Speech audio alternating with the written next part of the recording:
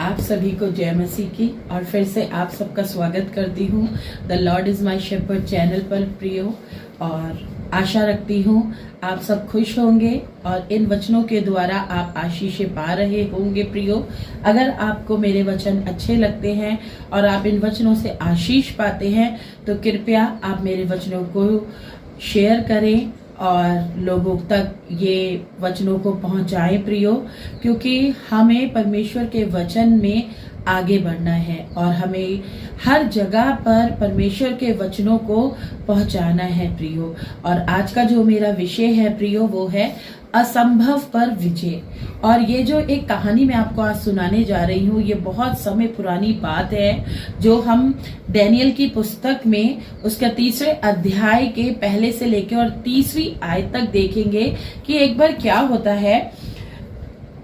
राजा नबूकदनेस्सर ने सोने की एक प्रतिमा बनवाई होती है। वह प्रतिमा 60 हाथ ऊंची और 6 हाथ चौड़ी थी।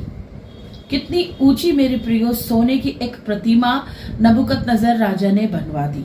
अब ये प्रतिमा क्यों बनवाई, ये सबके मन में एक विषय का सोच का कारण था कि राजा को क्या हुआ कि राजा ने इतनी बड़ी सोने की एक प्रतिमा बनवा दी।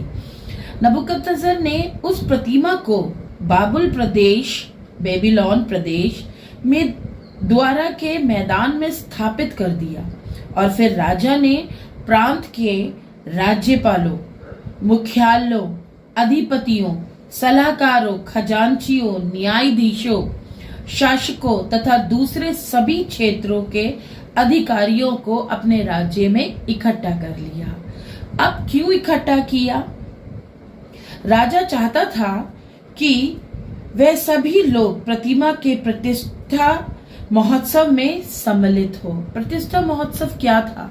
प्रतिष्ठा महोत्सव ये था सो वे सभी लोग आए और उस प्रतिमा के आगे खड़े हो गए जिसे राजा नबूकदनेस्सर राजा ने बनवाया था।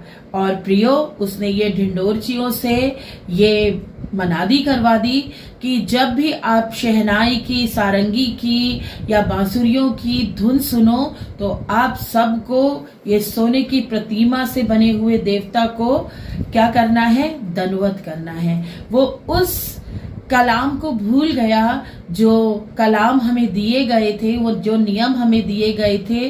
तू कभी किसी की सूरत या मूरत बनाकर उसकी पूजा ना करना। प्रियो इस वक्त नबूकदनेस्सर राजा ये चाहता था कि ये सोने की प्रतिमा जो मैंने बनाई है इस प्रतिमा को सब दंडवत करें प्रियो।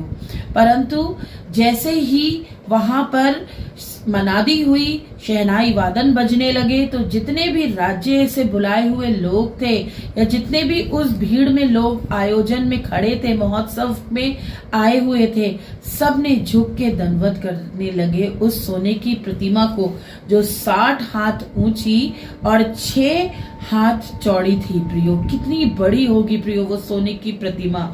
और लोग उसको देख के अचंभित हुए और दंडवत करने लगे। और नबूकदनेस्सर राजा जो था वो बड़ा खुश था और बड़ा हर्षोल्लास में था कि मैंने इतनी बड़ी प्रतिमा अपने देवता की बनाई है। सब इसको दंडवत कर रहे हैं। इसके बाद कुछ कसदी लोग राजा के पास आए। जब मनादियां होने लगी और लोग झुक के दंडवत करने लगे तो कुछ कसदी लोग थे वहां पर जो राजा के पास आए और राजा से आके उन्होंने बोला, राजा जी आपकी आयु बहुत बड़ी हो, आप जियो हजारों साल राजा जी, परंतु आपने तो ये आज्ञा निकाली है कि जैसे ही मनादी की जाए वैसे ही इस प्रतिमा को जो आपने बनाई है इसको झुक के दंडवत करना है। राजा ने कहा हाँ आपने सही सुना और ऐसा ही है और ऐसा ही करना है। परंतु उन्होंने चुगली लगाई। किसकी प्रियो? सदरक, मशेक और अबेदनगो। 3 यहूदी लोग भी वहां पे थे जिन्होंने झुक के उस प्रतिमा को प्रणाम नहीं किया। प्रियो, राजा ने उनको बुला भेजा कि जाओ, अपने सैनिकों से कहा जाओ और शद्रक, मशेक और अबेदनगो को मेरे सामने लाया जाए। मैं उनसे पूछूं कि उन्होंने मेरी आज्ञा का पालन क्यों नहीं किया। क्या वो नहीं जानते कि इस आज्ञा का पालन नहीं करने से उन्हें क्या सजा मिलेगी? क्योंकि उसकी सजा क्या थी? धधकते हुए भट्टे में आग के डाला जाना था। राजा ने बुलाया उन्हें और अपने सामने खड़ा करके प्रियो पूछा, अरे शद्रक, मशेक और अबेदनगो, क्या ये सच है कि तुम मेरे देवताओं की पूजा नहीं करते? और क्या यह भी सच है कि तुम मेरे द्वारा स्थापित कराई गई सोने की प्रतिमा के आगे ना तो झुकते हो और ना ही उसकी पूजा करते हो? क्या ये सच है? तो प्रियो, शद्रक, मशेक और अबेदनगो का क्या जवाब था? उनका जवाब ये था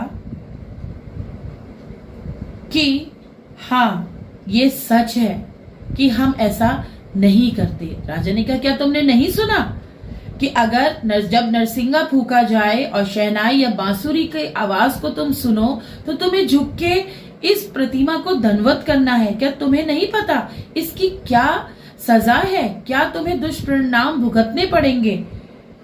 शद्रक, मशेक और अबेदनगो ने उत्तर देते हुए राजा से कहा, हे नबूकदनेस्सर राजा, हमें तुझसे इन बातों की व्याख्या करने की आवश्यकता नहीं है। हमें तुझे ये क्लैरिफिकेशन देने की जरूरत नहीं है कि हम ऐसा क्यों करते हैं। यदि हमारा परमेश्वर, जिसकी हम उपासना करते हैं, मेरे प्रियो, किसकी उपासना करते थे? शद्रक, मशेक और अबेदनगो। आगे देखेंगे कलाम में, उसका अस्तित्व है तो वह इस जलती हुई भट्टी से हमें बचा लेने में सामर्थ है। अरे ओ राजा, वह हमें तेरी ताकत से बचा लेगा।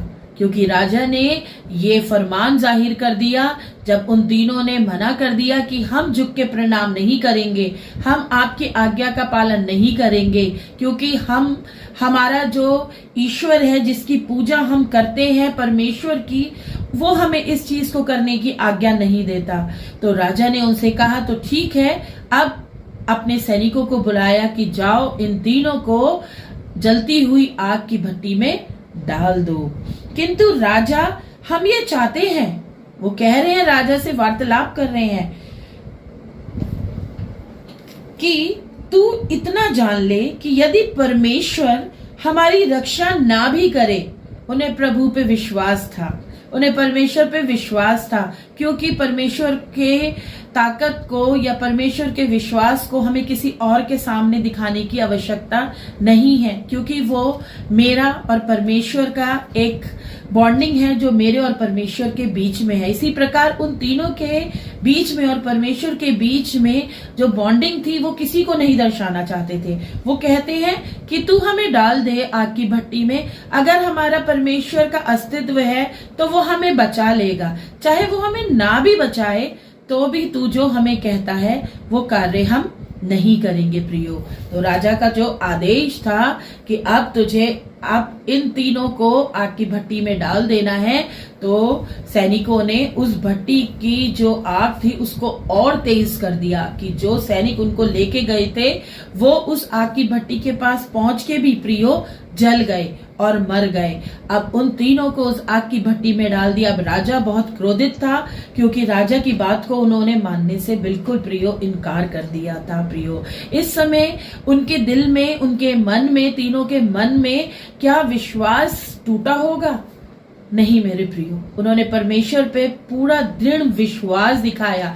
नबूकदनेस्सर राजा जो अपने घमंड से भरा हुआ था, जो बड़ा प्रशंसा से भर रखा था, जो लोग उसकी प्रशंसा कर रहे थे, अरे वाह राजा, कितनी सुंदर प्रतिमा आपने सोने की बना के खड़ी कर दी। परंतु ये 3 यहूदी लड़के जो उसके कहने को नहीं सुन रहे थे, वो क्या इस वक्त सोच रहे होंगे अपने मन में प्रियो।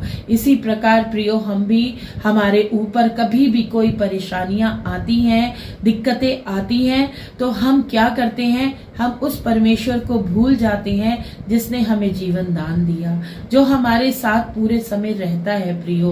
हम उस परमेश्वर को भूल जाते हैं जिसने हमें हर रोज की ये सांसें दी रहने के लिए, और हमें औरों से भिन्न करके इतना खूबसूरत दिन और ये समय दिखाया प्रियो। इस वक्त वो राजा ये सोच रहा होगा कि हाँ, मैं जीत गया। ऐसे ही प्रियो, हमारे सताने वाले, हमसे जलने वाले, हमसे कुड़ने वाले लोग ये सोचते हैं कि शायद हमने इनको अपने आप, जो हमने इनके लिए बुरे गड्ढे खोदे हैं, ये शायद परमेश्वर ने इनको छोड़ दिया, ये शायद परेशान हो जाएंगे और परमेश्वर पे विश्वास नहीं करेंगे। परंतु हमारा पिता जो है वो असंभव को संभव करने वाला पिता है। उन तीनों को उस राजा ने आग के भट्टे में डाल दिया मेरे प्रियो। और खड़े होके राजा ये दृश्य देखने लगा। वो सोच रहा था अब मजा आएगा, पता चलेगा इनको कि मेरी बात को ना मानने का क्या दुष्परिणाम होगा इनके साथ। ऐसे ही हमारे विरोधी हमारे लिए सोचते हैं प्रियो। परंतु इस वक्त उन तीनों का, शद्रक, मेशक और अबेदनगो का विश्वास परमेश्वर पे दृढ़ था, अटल था। क्या हमारा विश्वास दृढ़ और अटल है प्रियो? जब राजा ने उनको देखा तो उसको उस आग की भट्टी में प्रियो 3 नहीं परंतु 4 लोग दिखाई दिए। ये चौथा कौन था? क्या चौथा कोई गलती से और आ गया था? नहीं मेरे प्रियो, इस कलाम को आप आगे पढ़ेंगे तो चौथा जो था वो परमेश्वर खुद ब खुद था। परमेश्वर उन तीनों के साथ खुद ब खुद उसकी आग की भट्टी में मौजूद था उन्हें बचाने के लिए।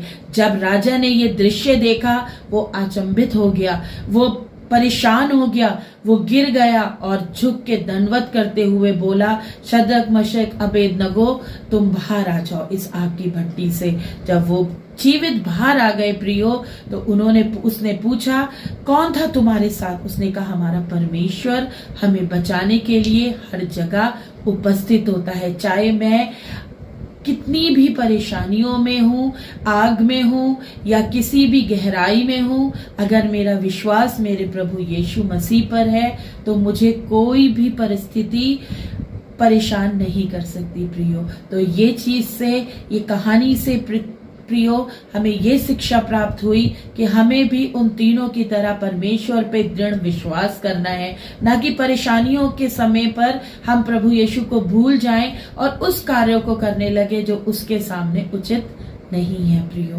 तो प्रियो, अपने जीवन में हमेशा उस परमेश्वर को याद रखें जिसने हमें ये जीवन दिया, क्योंकि उसके लिए कोई भी कार्य पिता परमेश्वर के लिए असंभव नहीं है। हर कार्य उसके लिए संभव है प्रियो। आप सभी को जय मसीह की, और अपने जीवन में हर कार्य को संभव बनाने के लिए प्रभु यीशु के हाथ को ना छोड़ें। जय मसीह की।